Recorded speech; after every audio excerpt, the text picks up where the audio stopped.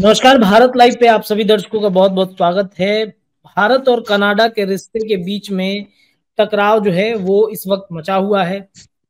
Canada के PM Justin Trudeau जिस तरीके से जो हरकतें उनके सामने आई, इसके बाद पूरे भारत और कनाडा के जो रिश्ते थे इसकी चर्चा विश्व स्तर पर होने लगी है। आखिरकार क्यों जस्टिन ट्रूडो को भारत से दिक्कत होने लगी? जस्टिन ट्रूडो ने जिस तरीके से जो हरकत किया है भारत को लेकर, जो एक खालिस्तानी था जिसकी हत्या की गई 18 जून 2023 की वो घटना है, जब हत्या के बाद जस्टिन ट्रूडो ने आरोप लगाया कि भारत जो है कहीं ना कहीं इसमें संलिप्त है, जबकि भारत ने इससे कहीं ना कहीं खुद को किनारा भी किया और तमाम जो चीजें थी वो सामने रखी गई। अब देखिए आखिरकार क्यों कनाडा बार बार भारत पर आरोप लगा रहा है, क्यों खालिस्तानियों के समर्थन में भारत को बता रहा है, इस पर हम चर्चा करेंगे। हमारे साथ हैं आरजेडी के रजनीश कुमार जी, जो सैनिक प्रकोष्ठ के वाइस प्रेसिडेंट भी हैं। बहुत बहुत स्वागत है रजनीश सर आपका हमारे चैनल पे।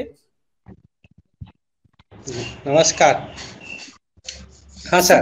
भारत और कनाडा के जो रिश्ते इस वक्त गड़बड़ाए हुए हैं, डगमगाए हुए हैं। जस्टिन ट्रूडो जो वहां के पीएम हैं, उन्होंने कई तरह के आरोप भारत पर लगाए, जबकि पूर्व में देखा गया है कि रिश्ते काफी मजबूत थे। आखिरकार सर डगमगाने की स्थिति क्या हो गई? क्या ऐसा दिक्कत जस्टिन ट्रूडो को होने लगा? हम चाहेंगे कि सर आप व्यापक स्तर पे इसे बताएं।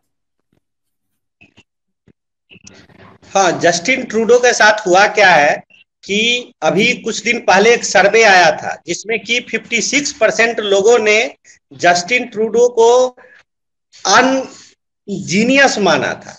मतलब जो यूरोपियन कंट्री है चाहे अमेरिकन कंट्री है, उनमें जो एक डेमोक्रेटिक लीडर होते हैं, प्राइम मिनिस्टर है, प्रेसिडेंट है, तो उनमें एक जो एजुकेशन का स्टैंडर्ड होना चाहिए, एक विजडम होना चाहिए और एक विजन होना चाहिए। उस मामले में 56% लोगों ने जस्टिन ट्रूडो को अंडर रेटिंग दिया था और लोग चाहते थे कि ये स्टेप डाउन करे।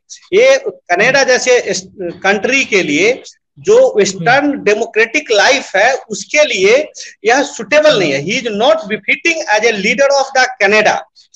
दूसरा, उन पर सबसे बड़ा एलिगेशन क्या लगा था कि जो अमेरिका में चाइनीज लॉबी सक्रिय है, तो यूरोपियन कंट्री में क्या होता है कि डेमोक्रेटिक प्रोसेस को एज ए होली काउ, मतलब भारत में भी है। आप देखते हैं कि चुनाव में पवित्रता को बनाए रखने के लिए जो बैलेट बॉक्स है, जो ईवीएम मशीन है, या ट्रांसपेरेंसी रहे, इसके लिए भारत में भी चुनाव आयोग बहुत कोशिश करता है, मीडिया भी कोशिश करता है, सब लोग लगे रहते हैं। तो वेस्टर्न कंट्री में भी यही है, खासकर कनाडा, अमेरिका, इस सब में तो है ही कि कोई बाहर का लॉबी का, माने कोई गैंगस्टर का कोई हेल्प नहीं ले और चुनाव पारदर्शी ढंग से हो। और वहां क्या होता है कि लीडर्स हैं वो बिजनेसमैन से, ट्रेड यूनियन से चंदा नहीं ले सकते हैं। जस्टिन ट्रूडो ने 2 महापाप किए हैं। एक, उन्होंने चाइनीज लॉबी को, उसका जो सीक्रेट एजेंसी है, वो अपना एक बिजनेस फेस के रूप में कनाडा में काम कर रहा है, खासकर ब्रिटिश कोलंबिया में, जहां पर के इंडियन ओरिजिन के पंजाबी लोग काफी हैं, 2.1% तक है। तो इसने उसका हेल्प लिया, इसने मीडिया को प्रभावित करने की कोशिश की और इस कारण से उन पर बहुत आरोप लग रहे थे। और इतना माने आरोप इतना बर्निंग टॉपिक हो गया था कि एक पार्लियामेंट्री कमेटी ऑर्डर करना पड़ा कि जस्टिन ट्रूडो के क्रियाकलाप पे मतलब चर्चा करे और पता करे। तो उसको मोड़ने के लिए 3 महीना पहले जो निजर का ब्रिटिश कोलंबिया में गुरुद्वारा के सामने मर्डर हुआ, उस बात को उन्होंने उठाया है और इनको गुरुद्वारा से पैसे भी मिलता था।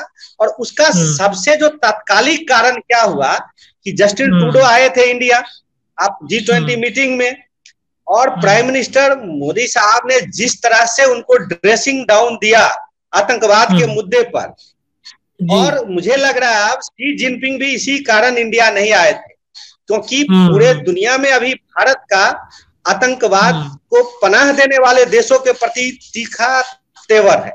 बहुत ही तीखा तेवर मोदी साहब ने अपना रखा। पाकिस्तान की तो बोलती ही बंद हो गई और हेकड़ी भी खत्म है, जैसे ही 2 बार एयर रेड हुआ है। तो पूरी दुनिया के सामने जिस तरह से ट्रूडो की बेइज्जती हुई, प्राइम मिनिस्टर ने साफ कहा, इंडियन प्राइम मिनिस्टर ने, कि सारे टेररिस्ट को सारे क्रिमिनल्स को आप ही भाई क्यों देते हैं अपना सिटीजनशिप? 2018 में 20 क्रिमिनल केस के चार्ज में सुखदेव सिंह डल्ला, उसका नाम ही डल्ला पड़ा हुआ है, लड़कियों का भी बिजनेस करता था, इसको इन्होंने दे दिया कैनेडियन सिटीजनशिप।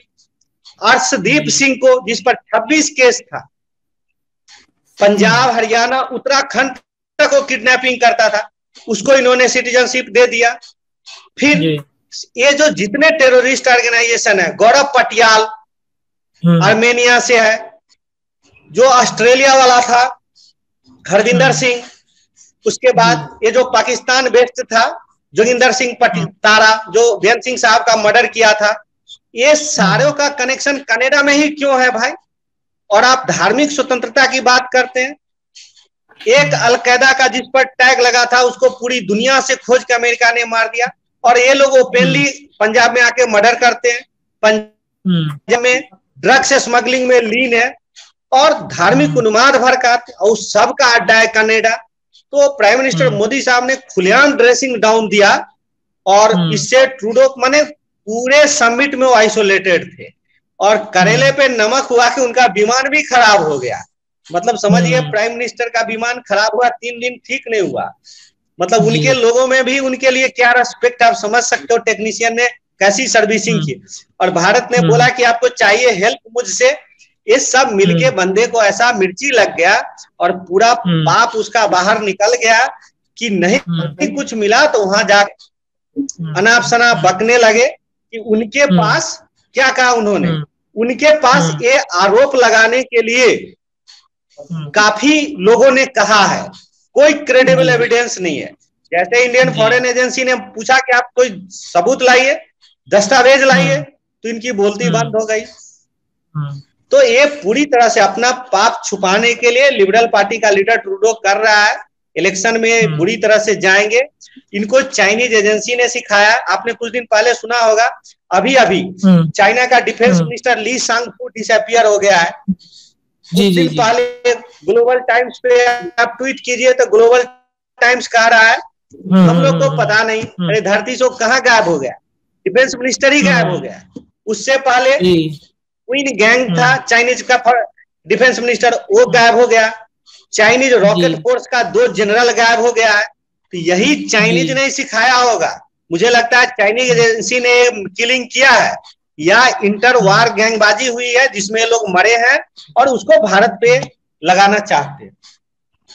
खालिस्तानियों को भारत कहीं ना कहीं इस बात से कई बार समझौते भी हुए, जैसे कि चर्चाएं हो रही हैं, खबरें भी आती हैं कि खालिस्तानियों के खिलाफ में कनाडा के जो पीएम थे उनसे कई बार चर्चाएं हुई कि भाई वैसे लोगों पे आप पनाह क्यों देते हैं जो देश विरोधी गतिविधियां करते हैं, या फिर कई तरह की ये चर्चाएं होती है कि फंडिंग जो है वो भारत में चीजों में होती है। तो कहीं ना कहीं भारत कहीं हो सकता है कि जो जैसा आप बता रहे हैं कि बहुत सारा समर्थन उनको मिलता है कनाडा में खालिस्तानियों की वजह से, तो कहीं ना कहीं ये भी एक उनको लगा होगा कि भाई क्यों ये हटाना चाहता है, भगाना चाहता है, मेरे ही देश में इस तरह की गतिविधियां भारत क्यों करवाना चाह रहा है। तो इससे भी उनको हो सकता है कि दिक्कत हो रही हो ट्रूडो को। देखिए, माने इंडियन शास्त्रों में लिखा हुआ है, मनुस्मृति में एक लेख है, आर्टिकल है जो कहता है कि आप सांप को पकड़ने के लिए नाग सांप मत पालिए, क्योंकि वह नाग सांप छोटा सांप को तो मार देगा, लेकिन कभी आपको ऐसा काटेगा कि आपके कुल में कोई रहेगा ही नहीं रोने वाला, रहे ना कुल कोई रोवनहारा। तो इसीलिए एडवाइस दिया गया है कि सांप को पकड़ने के लिए आप गरुड़ पक्षी को पालिए। तो ये जो ट्रूडो है उसको ही पंजाबी टेररिस्ट, ये पंजाबी स्मगलर, पंजाबी क्रिमिनल्स ने उसको चुनाव जीतने का इंडियन मेथड सिखाया कि भाई साहब हम लोग तो वहां बूथ कैप्चर कर लेते हैं, आप क्यों यहाँ पे कन्वेंसिंग कर रहे हैं। ब्रिटिश कोलंबिया में जो सरदार सब थे उनको धमका करके मारपीट करके वोट मोबिलाइज किया इन्होंने। लेकिन कनाडा और वेस्टर्न डेमोक्रेसी अलग है, वहां पर जब लोग इस सब से सुने नहीं, पुलिस को कार्रवाई करना पड़ा, तो ये लोग ये दूसरे चाल चल दिए कि सिखों को एकजुट करने के लिए एंटी इंडियन मूव, माने खालिस्तानी धार्मिक उन्माद भड़काओ, जिससे कि ये मोबिलाइज हो सके। लेकिन जब आप टेररिस्ट से, क्रिमिनल से दोस्ती करेंगे तो उसकी कीमत भी चुकानी पड़ेगी। और ये जो था निज्जर था, निज्जर का जो जून में हुआ था वो सॉरी निज्जर का तो गुरुद्वारा के सामने मर्डर हुआ है। उसमें एक और भी आ रहा है 1985 में कनिष्क जहाज का अटलांटिक ओशन में बम ब्लास्ट करके खालिस्तानियों ने मार दिया था, जिसमें बहुत सारे पंजाब के लोग मरे थे। तो उसमें जो मेन आरोपी था रिपुदमन सिंह मलिक, तो रिपुदमन सिंह मलिक मतलब वो टेररिस्ट था, वो ये सब नहीं था, क्रिमिनल ये सब नहीं था, और ये लोग सब ड्रग कारोबार से निज्जर जुड़ा हुआ था। तो रिपुदमन सिंह मलिक उसका कनाडा में अपोज करता था, तो कुछ दिन पहले इन लोगों ने उसको मरवा दिया। लेकिन रिपुदमन सिंह मलिक का ही एक आदमी था अमरिंदर सिंह, रामिंदर सिंह चाहे मिड्ढा पंढेर, वो बहुत पावरफुल आदमी था। उसने, मुझे लगता है कि उसने उसके तुरंत बाद कार्रवाई करते हुए पाकिस्तान में पंजवार सिंह को मार दिया और अवतार सिंह कंडा को ब्रिटेन में गुरुद्वारा के सामने में मर्डर हुआ। इस दोनों में मुझे लगता है रामिंदर सिंह मंढेर का हाथ था, जिसने रिपुदमन सिंह की हत्या का बदला लेने के लिए किया। और उसी सिलसिले में गैंगबाजी में ये ब्रिटिश कोलंबिया के सामने निज्जर का मर्डर हुआ। और जहां तक पन्नू का बात है, जो तो पन्नू अमेरिका में रोड एक्सीडेंट में मरा है, और कांडा के केस में तो ब्रिटेन ने पूरा इंक्वायरी भी किया और कहीं से भी इंडियन इंटेलिजेंस एजेंसी का हाथ नहीं आया, और पूरा दुनिया जानता है कि रॉ किलिंग नहीं करती है, ये अमेरिका करता है, मोसाद करता है।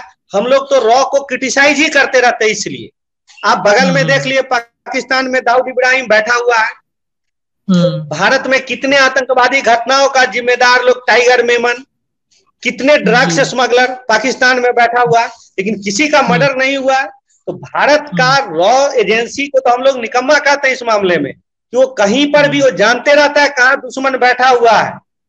फिर जैसे मोहम्मद का देखिए बैठा हुआ है जो टेररिस्ट ऑर्गेनाइजेशन है, फिर लखा बैठा हुआ है जो बॉम्बे अटैक करवाया, सारे पाकिस्तान में बैठे हुए, सबका एड्रेस इंडियन इंटेलिजेंस को पता है, पूरी दुनिया को पता है, लेकिन रॉ कहीं पर भी ये एक्स्ट्रा किलिंग में कहीं इन्वॉल्व नहीं होती है।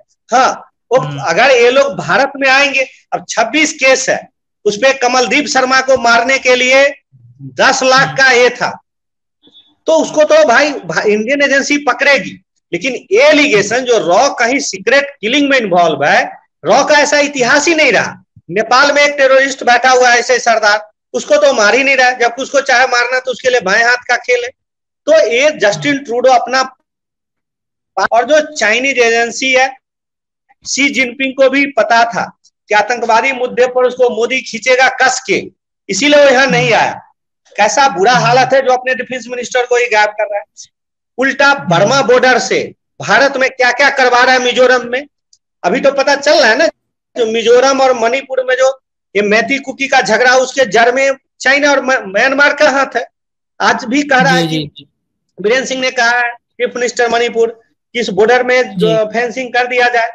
तो चीन एक तरह से, चीन, कनाडा, पाकिस्तान, ये सब मिलकर भारत को चारों तरफ से घेर रहा है। पाकिस्तानी कार्ड कश्मीर में इनका फेल हो रहा है, तो अब एक खालिस्तानी कार्ड खेलना चाह रहे हैं पंजाब में, दूसरा ये बर्मा के तरफ से खेलना चाह रहे हैं। लेकिन भारत की एजेंसी सतर्क है हर तरह से, और ट्रूडो को शर्म आना चाहिए कि वह किस तरह से, उसको पता नहीं है कि एक 26 केस में, मर्डर केस में, ड्रग्स स्मगलिंग में उनके ही देश के लोग उनको ट्रोल कर रहे हैं। क्या बोले सर? उनके ही देश के लोग ये कह रहे हैं कि भाई दूसरा पाकिस्तान कनाडा को मत बनाओ, वो अपने ही देश में घिर रहे हैं। साफ कह रहे हैं, उनकी इतनी बेइज्जती हो रही है, आज इलेक्शन हो जाए तो चुनाव हार जाए। क्योंकि वेस्टर्न डेमोक्रेसी में एक बात तो है कि इस तरह के चीजों को मतलब प्रश्रय नहीं दिया जा सकता है। और इंडिया में तो इस बात के लिए आप जानते ही हैं कि इंडियन डेमोक्रेसी कितना सेंसिटिव है, लेकिन भारत के अपने सुरक्षा सरोकार भी है। अब वह पंजाब में आतंकवाद को तो पनपने नहीं देगा, लेकिन पंजाब में टेररिस्ट के लिए एक इनपुट ये आ रहा है कि आजकल जातिवादी डेरे बहुत सारे हो गए, मतलब सब सिख ही है, लेकिन ये जो जातिवाद का चक्कर है ना, उसमें एक नया, जैसे बाबा राम रहीम है, इस टाइप का। आप अगर चंडीगढ़ से, जीरकपुर से आप जाइए जालंधर के तरफ, जितना थाना नहीं मिलेगा उससे ज्यादा ही बाबा साहब का डेरा है।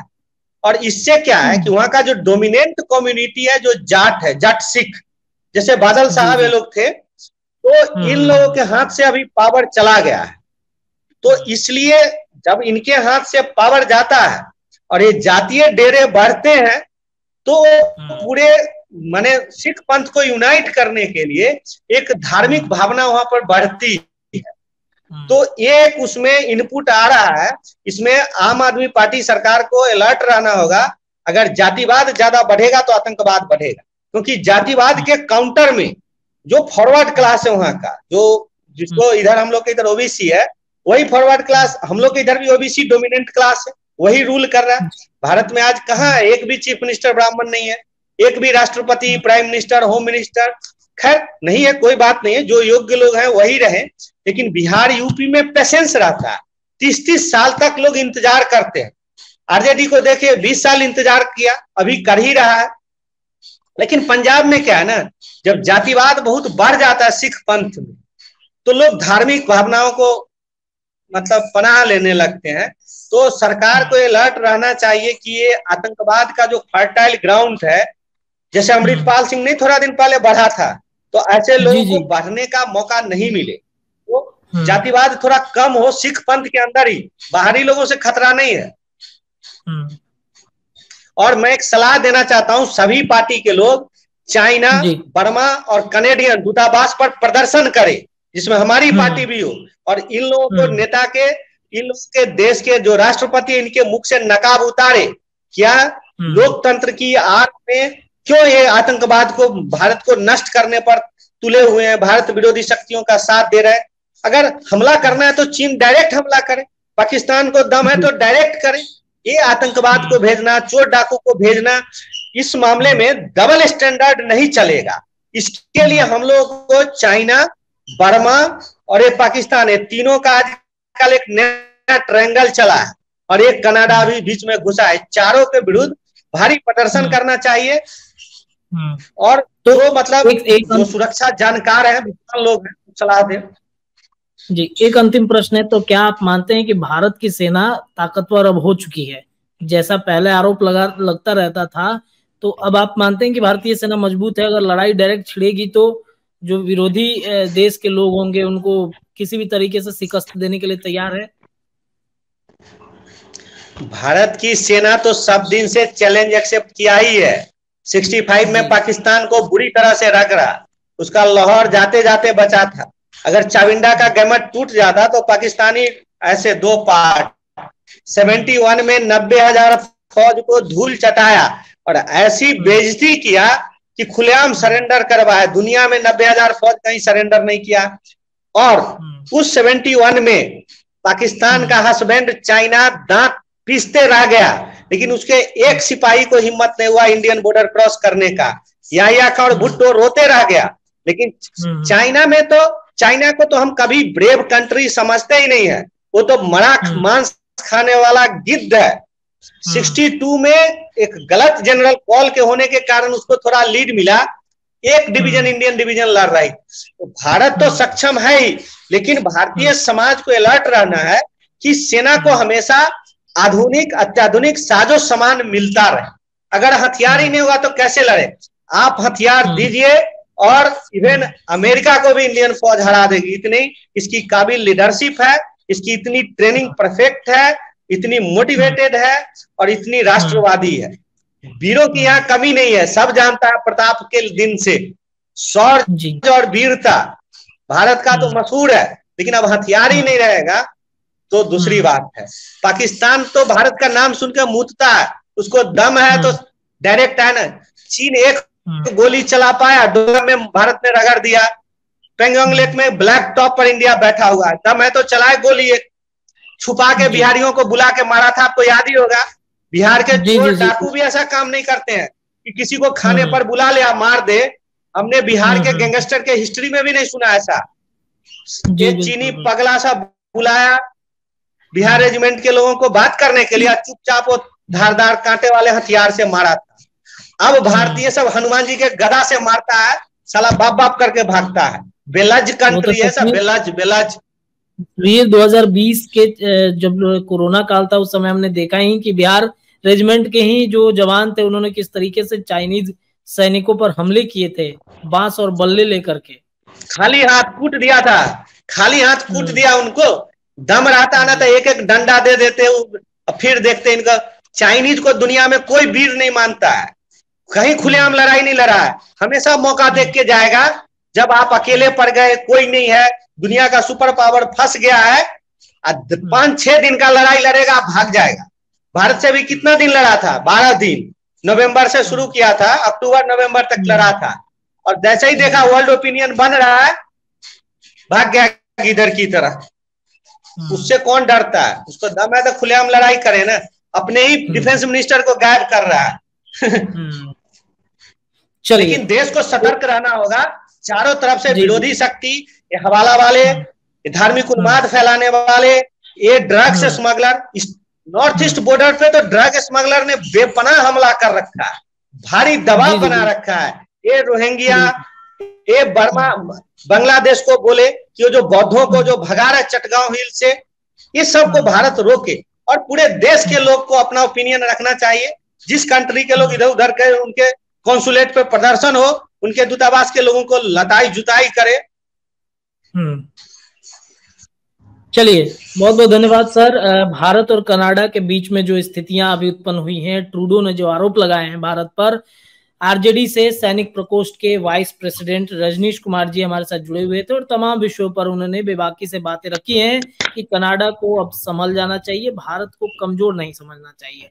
बहुत बहुत धन्यवाद सर। ऐसे ही तमाम चर्चाएं लगातार हम करते रहेंगे। देखते रहिए भारत लाइव। धन्यवाद। धीरे धीरे से मेरी जिंदगी में आना, धीरे धीरे से दिल को चुराना।